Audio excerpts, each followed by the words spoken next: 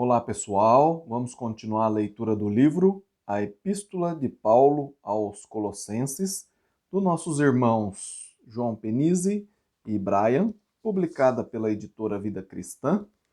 Hoje a gente vai dar início no capítulo 7, que fala sobre o mistério do Evangelho, que compreende Colossenses capítulo 1, versículo de 24 a 29. E diz assim: Cristo tem a primazia.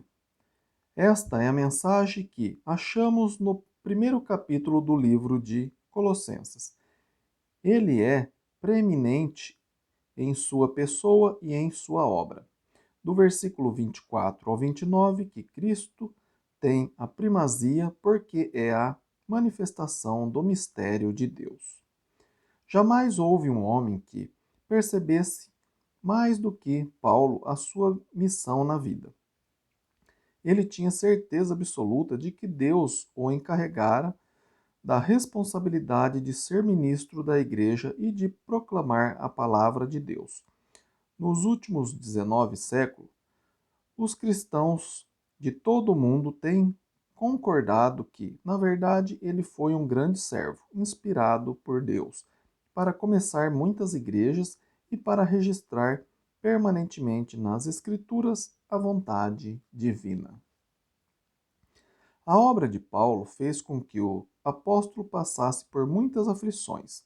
Quando escreveu esta carta, por exemplo, estava na prisão de Roma.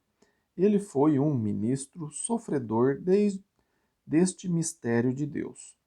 Mas, mesmo assim, estava contente. No versículo 24, ele diz, abre aspas, agora me regozijo nos meus sofrimentos por vós. Fecha aspas. O ministro sofredor estava contente e tinha até alegria no coração apesar das dificuldades. A tentação de deixar o ministério nem passava por sua mente. Porém, ele não sofria em vão, mas em pró dos outros, por vós, e em favor da igreja pela qual Cristo morreu. Se o Filho de Deus podia padecer pela igreja, Paulo também estava pronto a sofrer por ela com alegria. De fato, Paulo entendia que fora chamado por Cristo para preencher ou completar uma quantia, uma determinada porção ou uma medida de aflições em sua carne a favor da igreja. Cristo sofreu pela igreja, e seus servos devem estar prontos para serem afligidos também a fim de edificar o reino de Cristo.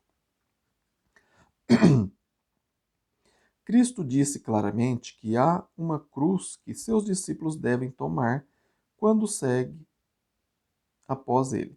Na conversão de Paulo, o Senhor disse, abre aspas, eu lhe mostrarei quanto lhe importa sofrer pelo meu nome, fecha aspas. Atos 9:16. Paulo percebeu que era a própria vontade de Deus que ele carregasse sua cruz, que sofresse em prol da causa cristã. Na prisão de Roma, ele estava preenchendo ou completando o que restava dessas aflições. Assim ele demonstrou estar contente e pronto a passar por aquilo que Deus mesmo lhe havia preparado. Paulo descreveu seu sofrimento não apenas como sendo suas próprias aflições, mas como sendo também as aflições de Cristo. O que Cristo conseguiu com o sacrifício na cruz foi completamente suficiente para reconciliar os homens com Deus. Isso já estudamos nos versículos anteriores. Não resta mais nada a ser feito. O ensino de todo o Novo Testamento o afirma claramente. Em Hebreus 9, 26 a 28, por exemplo, lemos que o sofrimento de Cristo foi de uma vez por todas e uma vez para sempre. Porém, Cristo continua a sofrer através de seus servos, não para expiar os pecados, mas para edificar a igreja. Quando Saulo perseguia a igreja, Cristo perguntou: Por que me persegues? Atos 9:4.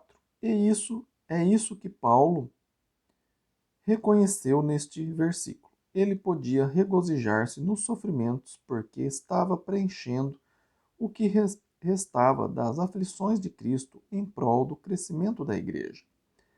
Para Paulo, o sofrimento a favor do corpo de Cristo, que é a igreja, não era algo inútil ou sem propósito. Ele estava pronto a sofrer a prisão, os açoites e mesmo a morte, sabendo que, por meio dele, Cristo estava sendo afligido.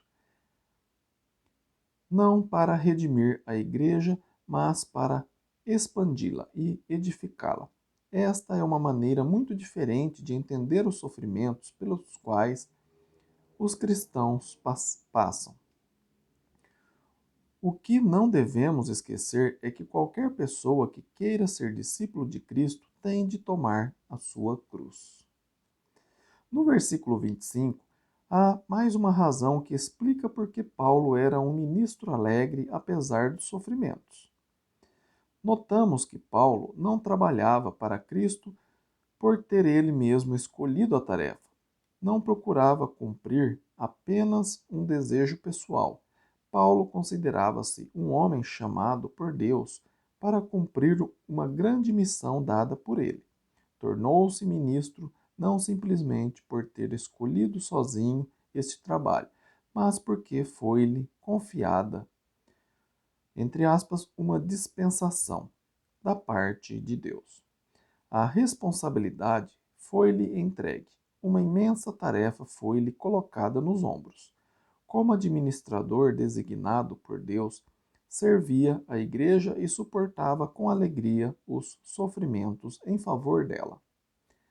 A responsabilidade confiada a ele era dar pleno cumprimento à palavra de Deus.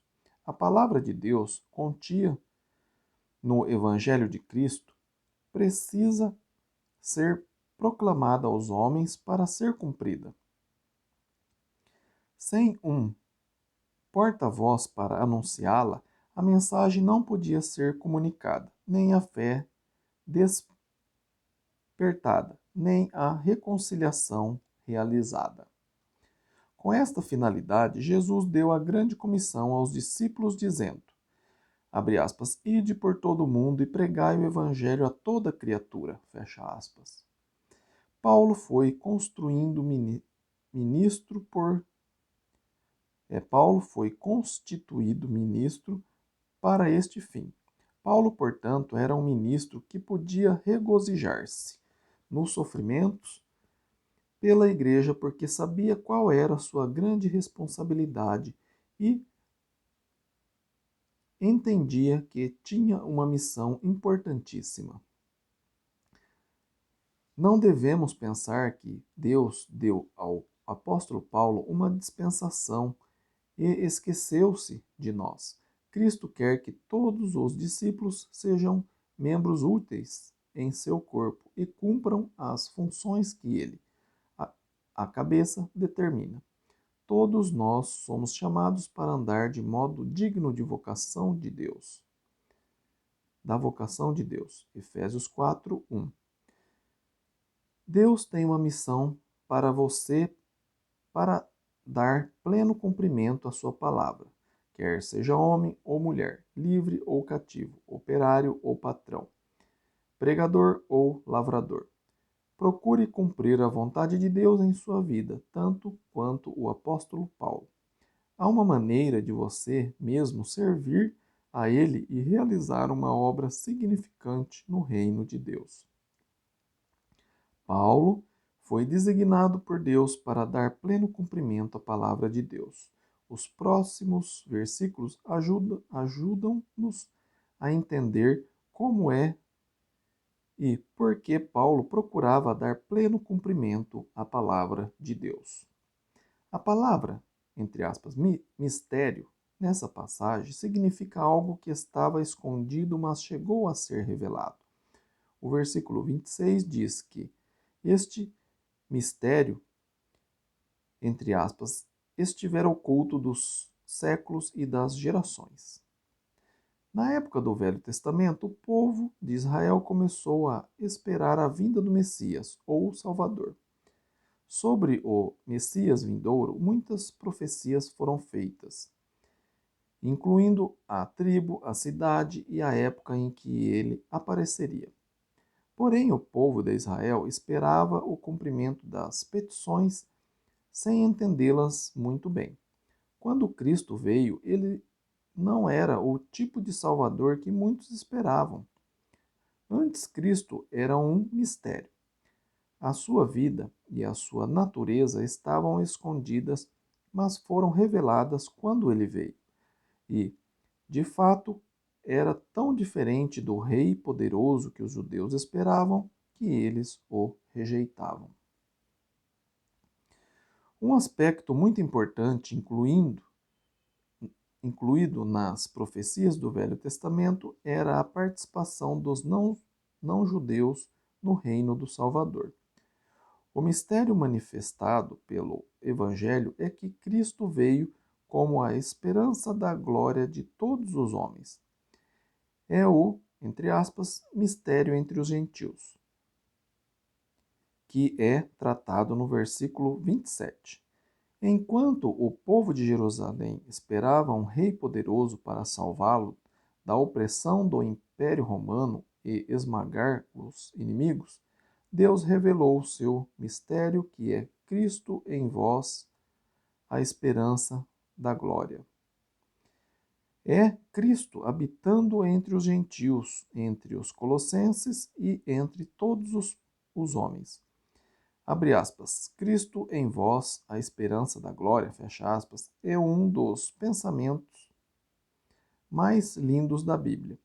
Frisa o fato de que o Evangelho é para todos, sendo os colossenses representantes dos gentios, e que os resultado do Evangelho é a glória. O ministério revelado não era somente Cristo, era também o livre acesso à salvação para todas as nações. A presença divina na vida dos cristãos é o motivo de esperança que eles têm. E a esperança cristã é a confiança de que haverá um destino glorioso no porvir.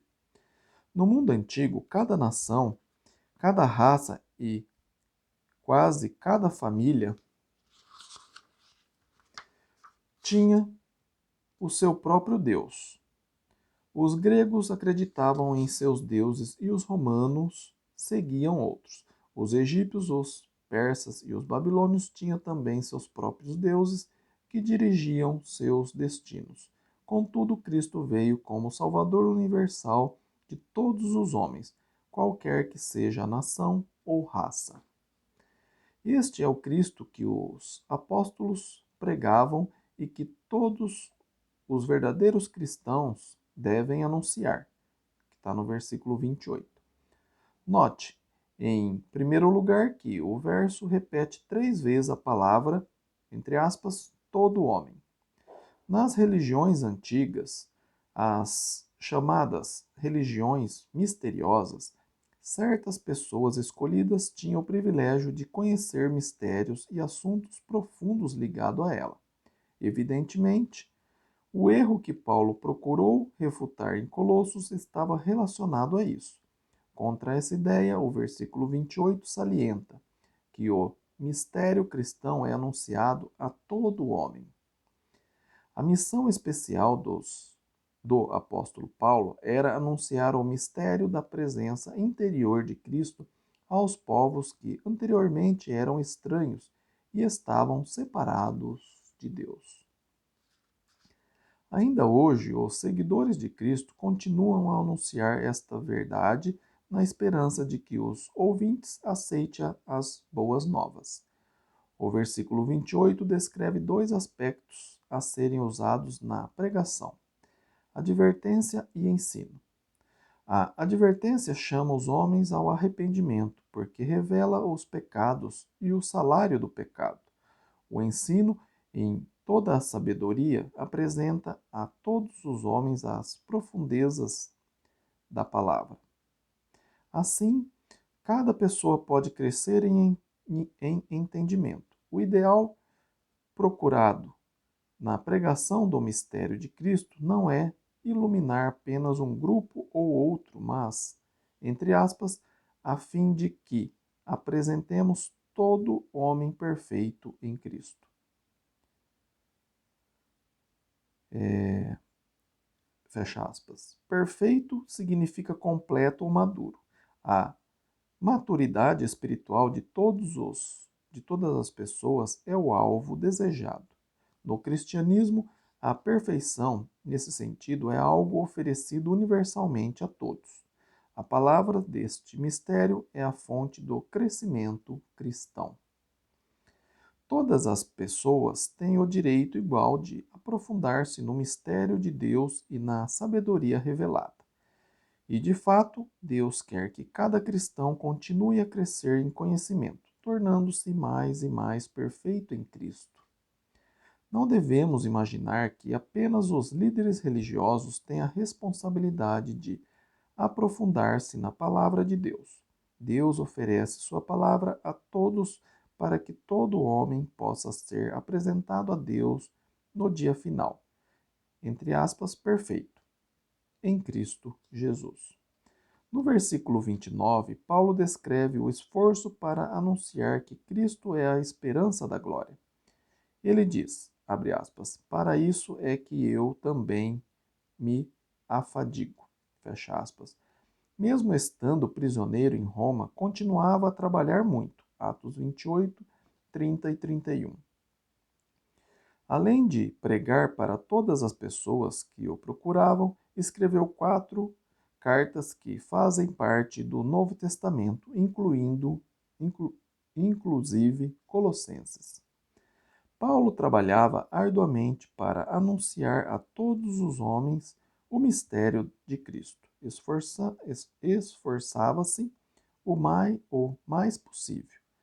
O particípio, abre aspas, esforçando-me, fecha aspas, era usado antigamente para descrever o esforço do atleta que, com empenho, procurava ganhar uma competição. A mesma ideia acha-se em capítulo 2, versículo 1, onde lemos, abre aspas, gostaria, pois, que saibais quão grande luta, ou que grande esforço, venho mantendo, fecha aspas. Estas palavras mostram que o cargo do apóstolo no primeiro século não era fácil. Devemos lembrar-nos de que não há uma maneira fácil de anunciar a palavra de Cristo. Como Paulo, os cristãos de hoje têm de trabalhar muito, esforçando-se e lutando para advertir e ensinar a todo homem em toda a sabedoria. Mesmo sendo fracos, podemos encontrar energia para fazer este trabalho árduo. De onde vem o poder? Vem da mesma fonte que Paulo achou. No versículo 29, Paulo escreveu que trabalhava, abre aspas, segundo a sua eficácia, que opera eficientemente em mim, fecha aspas. Abre aspas, eficiência, e não, abre aspas, eficácia, fecha aspas, significa energia e poder. Paulo não recebia capacidade para trabalhar tomando vitaminas. Deus o fortalecia. A eficácia, o poder de Deus operava eficientemente e poderosamente nele. Assim, todo o louvor e toda a glória pertencia a Deus e não ao apóstolo Paulo. Obrigado por acompanhar a leitura. Se você está gostando da leitura desse livro, da carta de Paulo aos Colossenses, compartilha esse vídeo com mais pessoas para que possamos todos nós entender melhor o livro de Colossenses, tá bem? Se você tem alguma outra dúvida da Bíblia, pode escrever para mim. Meu e-mail está aí na descrição, é ronaldozm@gmail.com. Terei o maior prazer de sentar e estudar a Bíblia com você. Se você mora longe, a gente pode fazer esse estudo pelo celular mesmo, tá bem? Fiquem com Deus e até o próximo vídeo. Amém?